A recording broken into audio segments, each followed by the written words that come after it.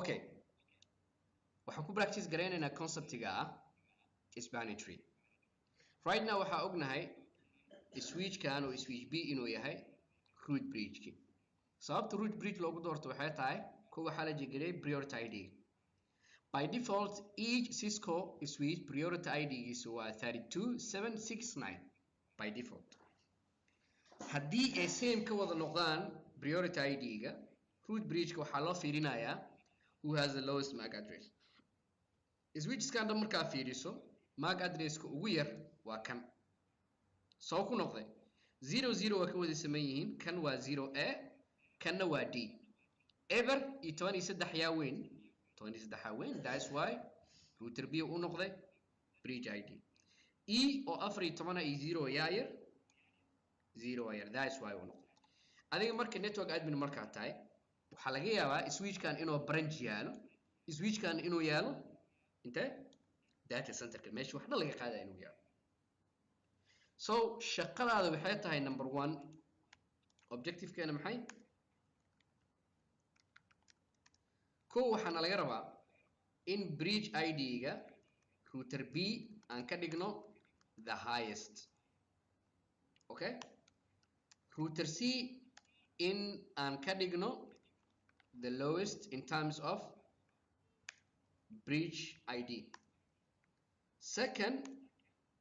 isla qodobkeena labaad waa inaan ka dhignaa primary markii la joogo root-ka inaan ka dhigno primary hadafkeena hadda labadaas xabo waaye maxaa sameynaynaa switch C aan galaynaa okay waxaan tegaynaa global configuration-ka intaanan galin waxaa leeyahay show spanning tree waxaan arkayaa boortiyadiisna inay yihiin block hal xabale ay forward tahay okay so global configuration ka galaya xaggan waxaan ku ogaa spanning tree gayga VLAN 1 in priority is uu same yahay this priority ku bedelayna waxaan leenahay spanning tree VLAN 1 priority ID geena intaana heesanaa okay haddii wax yar aad ka dhigto systemku wuxuu kusoo bandhigayaa bridge priority gaada must be incremented of 4096 معناها 4096 هي increment جرانه ترى كستا يست أسها كدرة okay 496 plus 496 8192 8192 plus 4096 16384 من كده increment واي مارك okay increment واي this is marka the lowest أفركم سياشن إله يصدن إلا بكون تضوا بقول لحن يسدد أفركم سياش إله ياير أفركم سياش إله so priority ID geena marka maxaan ka dhigaynaa 496 علينا spanning tree VLAN 1 priority maxaan ka dhigaynaa 4096 enter علينا okay priority geena haddii the lowest aan ka dhignay automatic maxaa isbedelay boortiyad ma arkaysaan yaa dame hadda fiiri kan waa dame router B hadda muxuu noqday labadaas lug oo haday designated ka ay maxaa ku dhacay now they are in blocked state why because lugtana maxay tahay the closest port u tahay lugtaas maxay u tahay the closest port and remember godadka dhan aan ka dhigo fast ethernet kana ka dhigna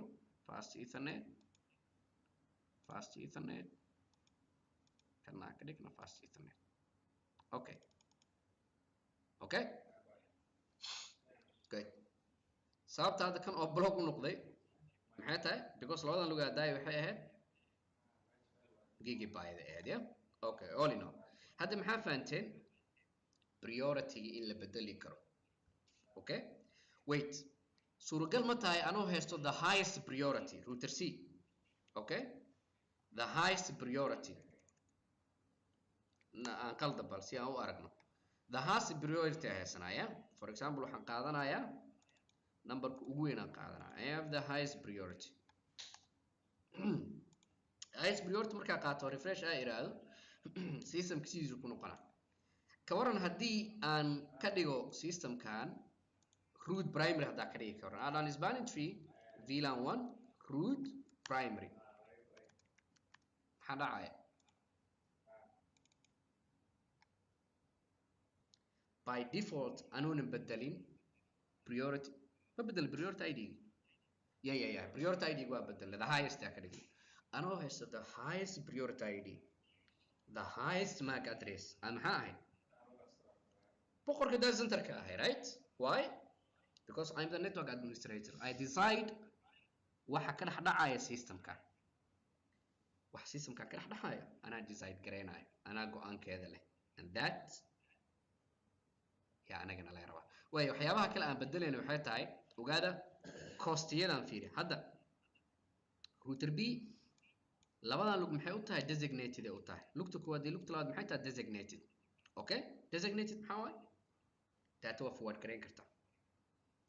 wixii aanan designated ahayn muxuu noqonayaa block oo noqonaya hadda switchkan fiiri lugtan block waay kana block waay kana block waay okay see loo block gareeyey maxaana loo block gareeyey waxaa loo block gareeyey leenkana wuxuu noqday the closest to the root bridge okay lacalla haddii leenkan uu go'o labadan lug midka noqonaya active-ka I have no idea okay labadan lug midka noqonaya active I have no idea laakiin hadda anagoonan practice-ka aanan cancelin waa ogaa karnaa maxaa ku ogaanaynaa labadan lug yaa boort noqonaya yacni lugtan koowaad iyo lugtan labaad yaa noqonayo root boort maxaa ku jeegareynaynaa ko waxaa leenahay priority ID-gaada maxaa waaye adiga priority ID-gaada maxaa waaye 32769 we have the same priority ID maxaa jeegareynaynaa haddana what is your maxaa waaye lowest MAC address kaada maxaa waaye anaa lowest MAC address ah okay good maxaa kaloo jeegareynaynaa MAC address ka daa jeegareyno boortigaa jeegareynaynaa boortiga maxaa waaye labadaba same waa labada haddii same yihiin maxaa sameynaynaa labadaba haddii same yihiin maxaa sameynaynaa costiga haddii same ka noqdaan priority ID same ka noqdaan MAC address-kana oo kan lowest uu yahay maxaa dhacaya lacalla haddii ani lugahan aan jaro lugtan kore oo inta ku qoran tahay waxay noqonaysaa active okay oo shaqo challenge u baahan laakiin problem laan let me try hadda switchkan inaan ka jaro closest portiga inaan ka jaro okay closest port markaa ka jaro maxaa dhacay lugta kore waxay noqotaa active okay why active u noqoto lugta kore because ruleska hadda idin sheegaya lagu dabaqay forget about it I know inaad ku wareeraysaa okay marka muuqaalka ku ceshanaysaa kasoo tag maxaa dhacayo lugtan hoose haddii aan ka dhigo gigabyte lugtanna aan ka dhigo ayadana again gigabyte lugtan hoose in la doortaa waajiba lugta hoose yaa waxaa rabnaa inay noqoto active why because maxay haysataa 4 ay haysataa 4 maxaa waaye inta fiiri remember gigabyte maxaa waaye waa 4 that's why oo u noqday maxay lugta u dhow oo ka gaari karo maxay switchka boqorka ah qaacidada maxay tahay marka lugtan kar waxaa loo block gareeyay fiiri 19 inta markii switchkan B oo gaaraya A tiradiisu waa 19 A markuu C gaarayana waa 19 so 19 maxaa waa cabirkeeda 38 waa meel loo dhig way lugta hoose cabirkeeda waa 4 okay A iyo maxay C 19 waa 4 ku dar marka maxaa waay 23 so 38 yaa yar 33 daa yar and that's why loo qaadanayo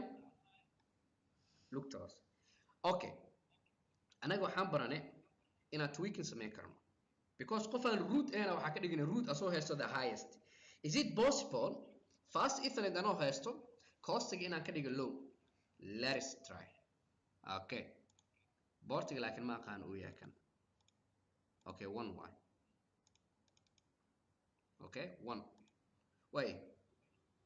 labada dhinac inaan same ka soo dhigno waxaa leenahay enable config terminal marka maxaa rabaa boortiga rabaa inaan bedelo costiga rabaa inaan bedelo before aan bedelo aan jeegareyno Spanish F01 costigeeda maxaa waa hadda 19 marka waxaa leenahay interface F01 Hispanic tree maxaa rabnaa inaan bedelno cost yaa rabnaa labada xab waxaa ka dhiganaynaa hadduu ilaahay idmo sessionskeena dhan markaan dhammeeno bb gaadhka iyo waxaan ka dhiganaynaa markii sessionskana aan dhammayno because 20 August wixii ka dambeeya imtixaanka lagu soo dari doonaa marka conceptigiisa kaala ka dhiganaynaa so waxaan leenahay marka waxaan rabnaa cost inaan bedelo costig maxaa haysanaa 1 up to tirada badan haysanaa waxaan ka dhiganaa costigana 1 okay maxaa kaloo samayn karaa automatic ani costigayga waa bedelay let me check do show spanning tree interface f01 costigayga maxaa ka dhigay 1 ka dhigay linkigan automatic listening oo ku jira laanin oo noqonaa fiiri kii gigabyte ka ah anaa ka hormaray no weli ma ka hormarin laakiin maxay dhiman qaybta VLAN kana inaan ka bedelo waxaa leeyahay spanning tree okay VLAN 1 costigiisana waxaa ka dhigaynaa 1 okay waxaan rabaa inay up ii noqotaa rabaa waayo laakiin up iigu noqonayni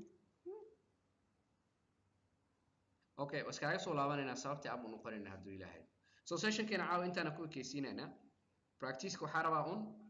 inaad ku samaysaan bridge ID-ga qaabka loo bedelaayo adoo bridge ID-gaada haysiya qaabka u noqon lahayd okay mawduuceena xiga hadduu ilaahay ma habeenka dambe isku imaanayno waxaan ka fikiraynaa sidee aan ugu faa'iideysanaynaa lugtan spanning tree-ga oo blow gareeyay internalka shaqadeeda maxaa waaye adiga markii aad data center joogtid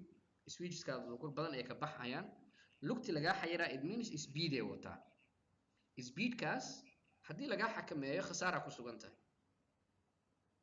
si kalena faa'iido ku sugan nahayo loopka dhiclayna laga xaliyay soo ma so protocol marka waxaa jiro shaqadiisa ay tahay spanning tree-ga inuu khaldo oo yiraahdo waxaan laba lug ma ahan hal lug waayu leeyahay spanning tree-gaas muxuu qiimeynaa two physical boards arkayo leeyahay internalka maxaa shaqadiisa wuxuu leeyahay guy waxaan laba lugood ma ahan waa hal lug physically laba lug waayo laakiin logically muxuu sheegay spanning tree-ga inuu hal lug yahay and that waxaan ka faa'iideysanaynaa marka bandwidth kama speedka oo interface-kaas leeyahay so intaana ku ekeysiinaynaa insha Allah waa horaan kasoo forward gareynaa muuqaalka dan practice gareeya hadduu ilaahay idmo so sessionkan hadda waa gabagaboobay waxaa idiin soo dirayaa marka complete lab insha Allah taala inta kalena waxaan rajeynayaa labka hore inaad kusii practice gareydaan